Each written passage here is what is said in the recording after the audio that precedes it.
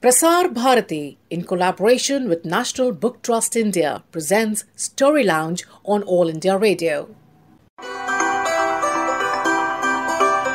Contrary to popular perception, reading habits are not on the wane due to multiple sources of information emerging on digital platforms. Yet, book publishing is on a downslide. This ultimately affects people who are on the wrong side of the digital divide and cannot afford new gadgets.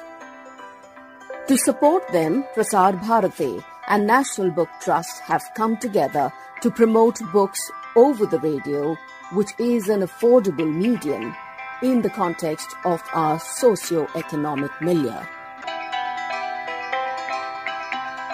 Today we have for you a story about tea in our program Story Lounge. It's an adventure story set in the background of tea gardens and explains all about the growing and processing of tea. This is authored by Anup Kumar Datta. Hello everyone, I am Arup Kumar Datta. Today I'll tell you about my book, A Story About Tea. The book is illustrated by Mrinal Mitra.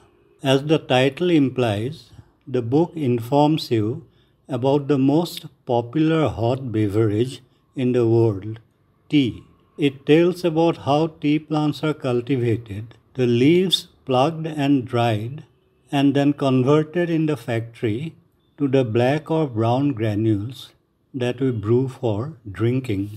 Now, don't turn away. A Story About Tea is not a book on botany. It is, in fact, a thrilling adventure story about a group of gutsy young children who use their brains to help the authorities nab a bunch of thugs. The information about tea is woven within the adventure story.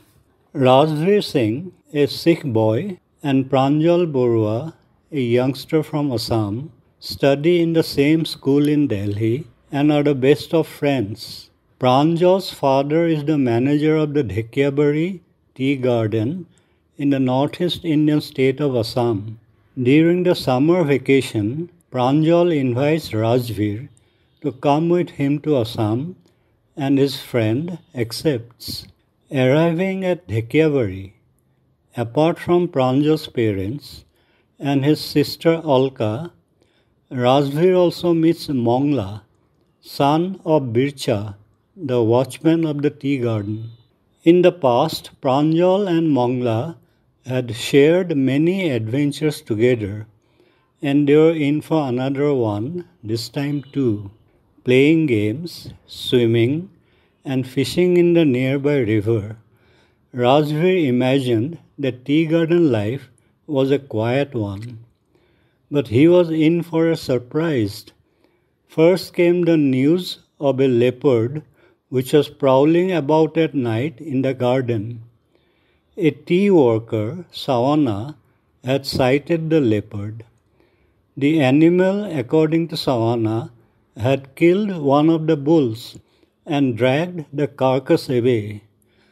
Pranjal's father kept vigil for 3 nights, rifle in hand, but failed to spot the animal. More excitement was to come. 50 tea chests, packed with high-quality tea worth lakhs of rupees, which had been stored in the garden warehouse, ready to be dispatched to the tea auction center, had mysteriously vanished overnight. The minute Bircha came running with the news to the bungalow that morning, Pranjal, Rajveer and Alka, all avid readers of detective stories, were at the warehouse hunting for clues, and Mongla soon joined them. Their search yielded 2 possible clues: a couple of muddy footprints on the wooden floor and a lump of yellow clay. The children considered these to be significant. It had not rained for a couple of days, and the ground outside was baked by the summer sun, so the muddy footprints raised suspicion.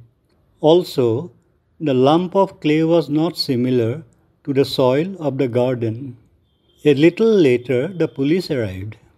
They were baffled at the fact that though the door of the warehouse had remained locked and closed throughout the night, and a watchman had been posted at the spot till morning, 50 large teachers could mysteriously vanish.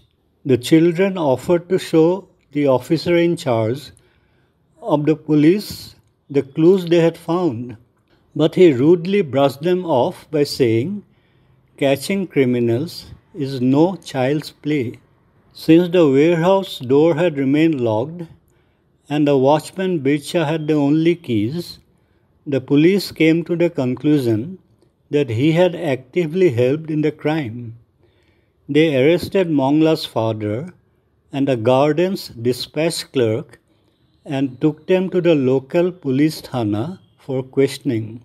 Mongla was distraught. He knew that his father, who had worked over 20 years in the garden, was innocent. The children put their heads together and tried to solve the puzzle. If the door had not been opened, and there were no sign of forced entry through the wall or the roof, only one other possibility was there. The robbers must have tunneled through the floor. They searched the warehouse carefully once again.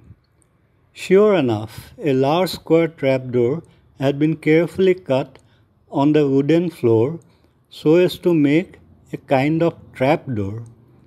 When they raised it, a hollow tunnel could be seen underneath. The thugs had carefully placed the dispatch table over the trapdoor to conceal its presence. The children reasoned that since the tea chests were heavy and carrying them difficult, the tunnel could not be very long, and an exit could not be far from the warehouse. It was Razbir who suggested that the robbers must have headed towards the river, because that was the quickest and safest route to transport the tea chest somewhere else.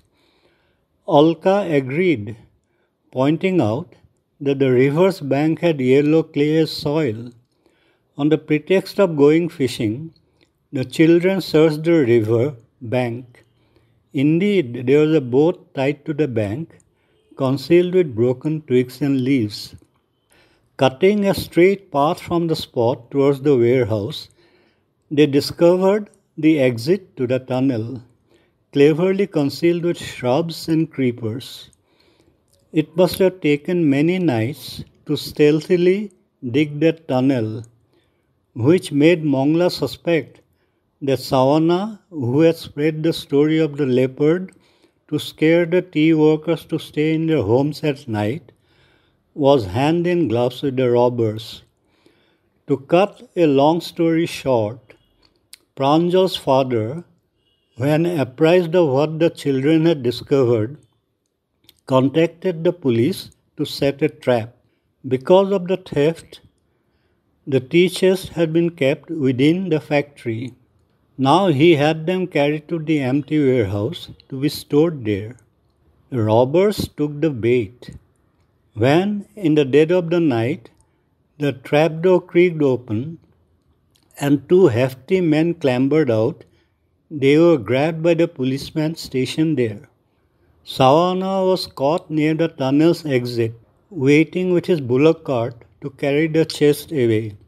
On the river bank, the rest of the gang were apprehended, waiting on the boat. After questioning them, the police could recover from a warehouse in the nearby town the tea chest stolen earlier. It had been the best summer vacation Razbir ever had. You were listening to Story Lounge, produced by the World Service of All India Radio on behalf of Prasar Bharati in association with National Book Trust, India.